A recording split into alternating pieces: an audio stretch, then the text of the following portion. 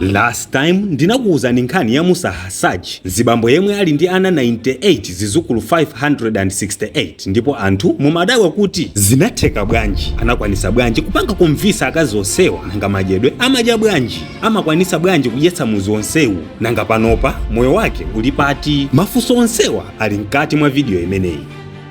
Kupatula kuti Musa amakhala kumuzi kwambiri, koma moyo wake ndi ukondwa kwambiri monga mukumuonera malo onsewa akukhala kuphatikizapo olima onse ndi ake. Musa anabereka mwana wake woyamba ali ndi zaka 17, ndipo ambiri mwa anawa anakwatira ndi kukwatiwa ndipo sakhalanso pamuzipa. Ena omwe ali achichepere ndi omwe amakhala pakhomopa, ndipo ambiri amapita ku sukulu. Musa anabadwa mu banja lomwe lili ndi ana awiri.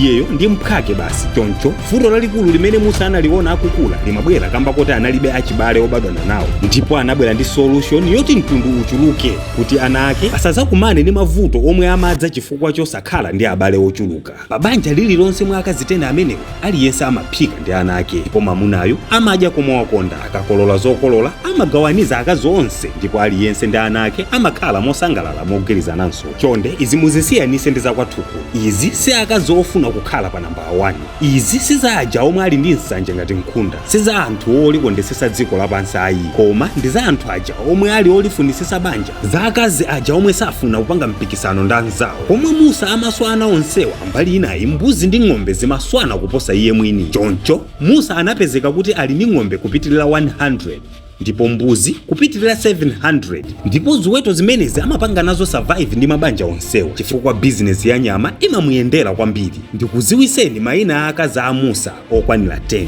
Hanifa, Sabiba, Safiyadi, Zureha, Amina, Muhemembe, Munjazi, Muhufe ndi mkazi wake womaliza yemwe ali wachichepere Kakazi. Akazi onsewa ndi mitundu yosiyanasiyana monga mmene kulili kwathu kuno atumbuka yawo alomwe ndi mitundu ina amalankhula zilankhulo zosiyanasiyana, ndipo onse akuti sapanga regret kukhala mu gulu la akazi 10.